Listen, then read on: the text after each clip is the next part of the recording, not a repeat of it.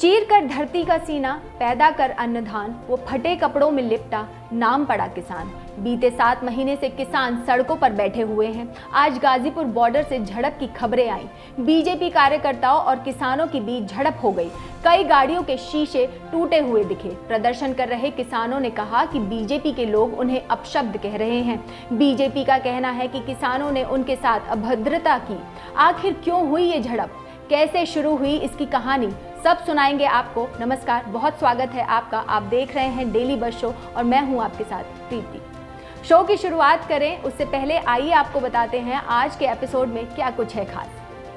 सबसे पहले आपको बताएंगे कि आखिर ब्राजील ने भारत से हुई कोवैक्सीन की डील को क्यों रद्द कर दिया। साथ ही आपको बताएंगे कोवैक्सीन पर हुई रिसर्च में क्या कुछ निकल कर आया जिसे कोवैक्सीन लगवाने वालों को जरूर देखना चाहिए।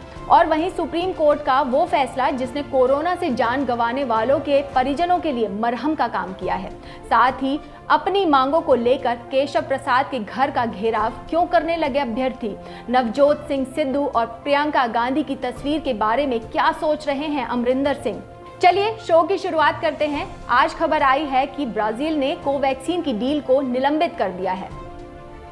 ब्राजील में इस डील पर काफी सवाल खड़े हो रहे थे, जिसके बाद अब 2 करोड़ वैक्सीन खरीदने के लिए $324 मिलियन यानी कि 24.05 अरब से ज्यादा रुपए के इस सौदे को निलंबित कर दिया गया है। आपको बता दें कि कोरोना प्रभावित देशों की लिस्ट में ब्राजील तीसरे नंबर पर है। ब्राजील में कोवैक्सीन की खरीद को लेकर बवाल मचा हुआ था, जिसके बाद ब्राजील की सरकार ने इस सौदे को निलंबित कर दिया। आपको बता दें कि ब्राजील के राष्ट्रपति जायर बोल्सोनेरो पर भ्रष्टाचार के आरोप लगाए गए। विपक्षी पार्टियों की ओर से लगातार ब्राजील की सत्तारूढ़ सरकार को घेरा गया। सरकार की ओर से सफाई भी दी गई, लेकिन उसका कोई फर्क नहीं पड़ा। अब जब ये मामला ब्राजील के सुप्रीम कोर्ट में पहुंच गया और राष्ट्रपति के खिलाफ अनियमितताओं के आरोपों की जांच शुरू हो गई, तब ब्राजील सरकार ने इस डील को निलंबित करने का फैसला किया है। ब्राजील मीडिया रिपोर्ट्स के अनुसार जब तक इस मामले की जांच पूरी नहीं हो जाती, तब तक कोवैक्सीन खरीद सौदा निलंबित ही रहेगा। अब आप सोच रहे होंगे कि आखिर ब्राजील की सरकार पर भ्रष्टाचार के कौन से आरोप लगे हैं, तो वो भी आपको बता देते हैं। ब्राजील सरकार पर कोवैक्सीन खरीद में आरोप लगे हैं। ब्राजील की विपक्षी पार्टियों ने आरोप लगाया है कि स्वास्थ्य मंत्रालय के अधिकारी पर भारत बायोटेक की कोवैक्सीन खरीदने का दबाव बनाया गया था। इस बारे में राष्ट्रपति जायर को जानकारी थी, लेकिन इसके बावजूद वो डील को नहीं रोक पाए और ब्राजील को महंगी कोवैक्सीन खरीदनी पड़ी। ब्राजील में इस डील को लेकर जब से गड़बड़ी की बात सामने आई थी, तभी से राष्ट्रपति जायर हर किसी के निशाने पर थे। संसदीय पैनल भी कोरोना प्रबंधक को लेकर जांच कर रहा है, जिसके सामने ये मामला भी उठा। आपको बता दें कि भारत के साथ इस डील के तहत ब्राजील भारत से 2 करोड़ वैक्सीन डोज खरीदने वाला था। हालांकि राष्ट्रपति बोल्सोनारो लगातार इस आरोपों को खारिज करते रहे। वहीं अब ब्राजील में राष्ट्रपति पर लगे आरोपों की जांच जारी है। आरोप गलत साबित होने के बाद दोबारा डील होने की उम्मीद है। वहीं कोवैक्सीन को लेकर एक नया रिसर्च सामने आया है। इस रिसर्च में भारत बायोटेक की कोरोना वैक्सीन कोवैक्सीन को अमेरिका के नेशनल इंस्टीट्यूट ऑफ हेल्थ या यूं कहें NHI ने अल्फा और डेल्टा वेरिएंट के खिलाफ प्रभावशाली पाया है। रिसर्च में कहा गया है कि कोवैक्सीन में कोरोना के अल्फा और डेल्टा स्वरूपों को बेअसर करने की क्षमता है। NHI ने कहा है कि कोवैक्सीन लगवाने वाले लोगों के खून के सीरम के 2 अध्ययनों के परिणाम बताते हैं कि ये टीका ऐसे एंटीबॉडी विकसित करता है जो SARS-CoV-2 के B.1.1.7 यानी अल्फा और B.1.617 यानी डेल्टा स्वरूपों को प्रभावी तरीके से बेअसर करते हैं। अमेरिका के इस टॉप हेल्थ रिसर्च इंस्टीट्यूट ने ये भी कहा है कि कोवैक्सीन एक सुरक्षित वैक्सीन है।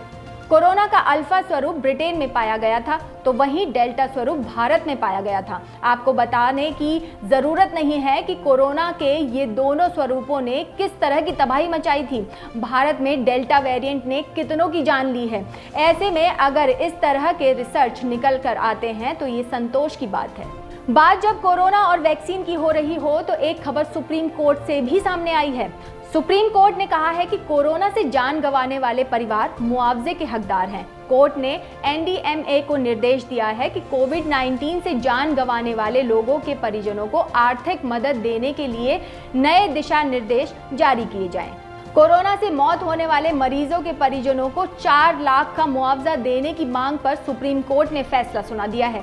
सुप्रीम कोर्ट ने निर्देश दिया है कि कोरोना मृतकों के परिजनों को सरकार मुआवजा दे। हालांकि कोर्ट ने मुआवजे की रकम तय नहीं की है। कोर्ट ने कोरोना से जान गंवाने वाले मृतकों के परिवारों को मुआवजा देने के लिए दिशा निर्देश तैयार करने के भी निर्देश दिए हैं। आपको बता दें कि सुप्रीम कोर्ट में एक याचिका में कोरोना से जान गंवाने वाले परिजनों को सरकार से 4 लाख रुपए की आर्थिक मदद दिलाने की मांग की गई है। इस याचिका के पहले सुनवाई के दौरान केंद्र सरकार ने मुआवजा देने को आर्थिक रूप से अव्यावहारिक बताया था। सरकार का कहना है कि इससे राज्यों का आपदा राहत कोष खाली हो जाएगा। सरकार ने ये भी कहा कि उसका ध्यान आर्थिक मुआवजा देने से ज्यादा कोरोना से निपटने के लिए किए जा रहे उपाय और गरीबों के कल्याण पर है। कोरोना से मरने वालों के परिवारों को 4 लाख रुपए मुआवजा देने की मांग पर सुप्रीम कोर्ट ने आदेश दिया कि मुआवजा तय करना एनडीएमए का कर्तव्य है और 6 हफ्ते के भीतर एनडीएमए राज्यों को निर्देश दे। वहीं मुआवजे की रकम क्या होगी ये सरकार खुद तय करे।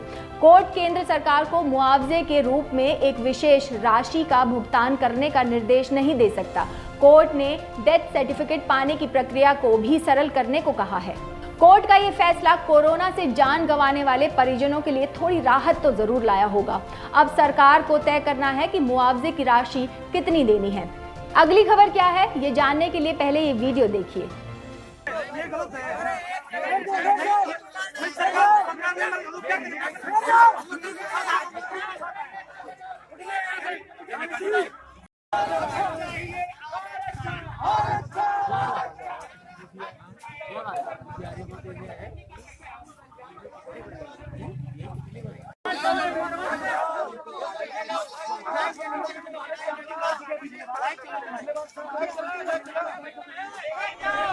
ये वीडियो यूपी की राजधानी लखनऊ से है।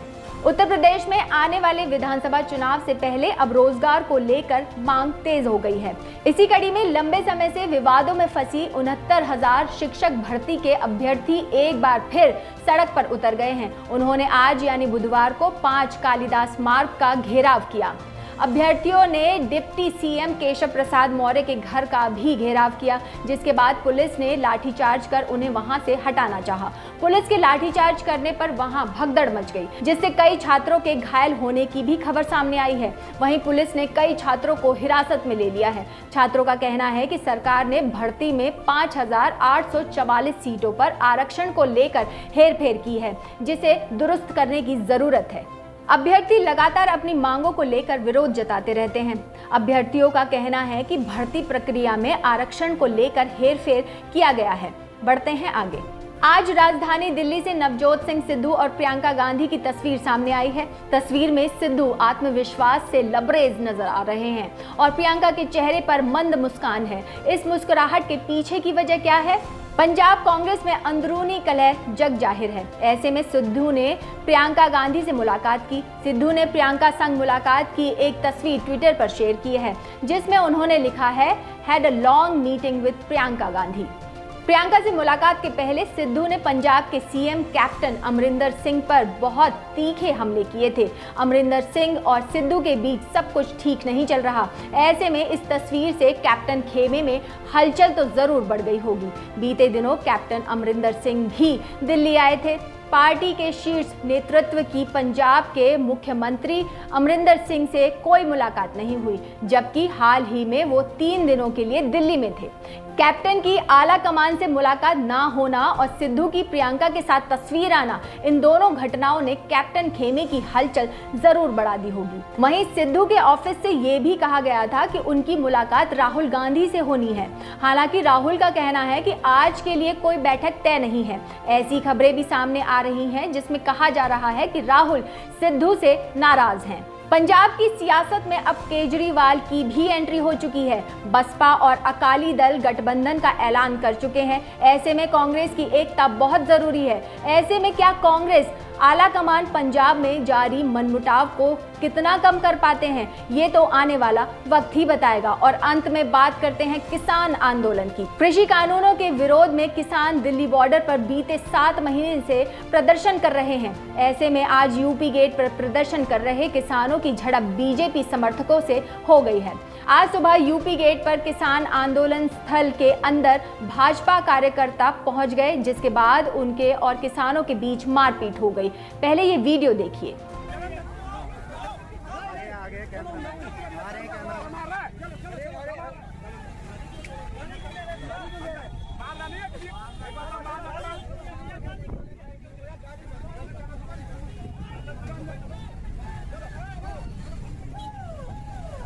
आपने वीडियो देखा, अब आपको पूरा मामला समझा देते हैं। बीजेपी के नवनियुक्त प्रदेश मंत्री अमित वाल्मीकि का स्वागत करने के लिए बीजेपी कार्यकर्ता दिल्ली मेरठ एक्सप्रेस वे पर खड़े थे।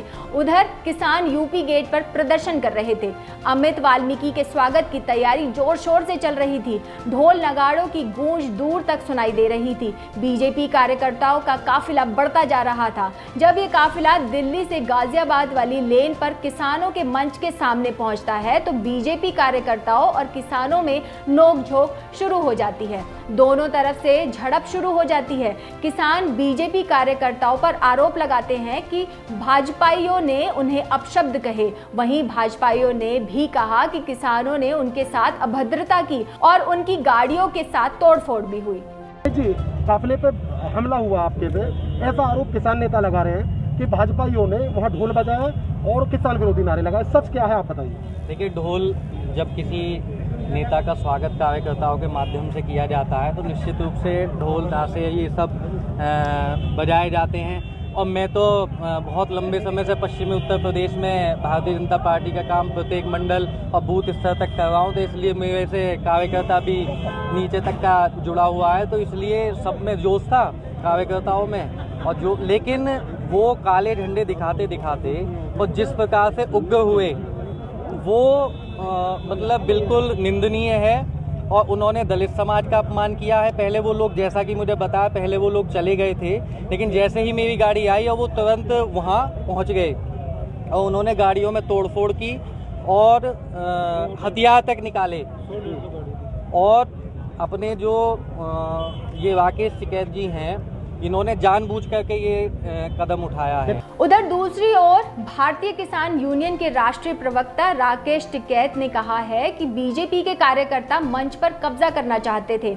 ये लोग यहां बीते कई दिनों से आ रहे हैं और माहौल खराब करने की कोशिश कर रहे हैं। राकेश टिकैत ने कड़े लहजे में कहा है कि बीजेपी के किसी भी कार्यकर्ता को प्रदेश में नहीं जाने दिया जाएगा। गाँवों में भाजपा के झंडे लगी गाड़ियों को नहीं चलने दिया जाएगा। राकेश टिकैत ने कहा है कि यदि किसानों का मंच इतना पसंद है तो पार्टी को छोड़कर आ जाएं, किसान संगठन उनका स्वागत करेंगे। टिकैत ने यह भी कहा है कि बीजेपी कार्यकर्ता अपने किसी नेता का स्वागत करना चाह रहे थे, पर यह मंच संयुक्त मोर्चे का है। अगर मंच पर आना है तो इसमें शामिल होना होगा। किसान नेता राकेश टिकैत ने यह भी कहा है कि हमारे लोगों ने किसी की गाड़ी पर पत्थर नहीं चलाए हैं। अगर कोई अब आया तो उनकी गाड़ी नहीं निकलने दी जाएगी। यहाँ पर गोला लाठी का सामान तैयार है। जो भी बीजेपी का कार्यकर्ता मंच की तरफ आएगा उस पर एक्शन लिया जाएगा। किसान बीते 7 महीने से दिल्ली बॉर्डर पर बैठे हुए हैं। किसानों का कहना है कि जब तक तीनों कृषि कानून वापस नहीं हो जाते तब तक वो डटे रहेंगे। वहीं सरकार का कहना है कि वो किसानों से बातचीत के लिए तैयार है, पर सवाल है कि आखिर ये आंदोलन कब तक चलेगा, किसानों का विरोध कब तक जारी रहेगा और इसका अंत कैसे होगा। ये सारे सवाल हैं जिनके जवाब अभी आने बाकी हैं। आज के शो में इतना ही। आपसे हमारी फिर मुलाकात होगी। तब तक अपना और अपनों का बहुत ख्याल रखिएगा। शुभ रात्रि।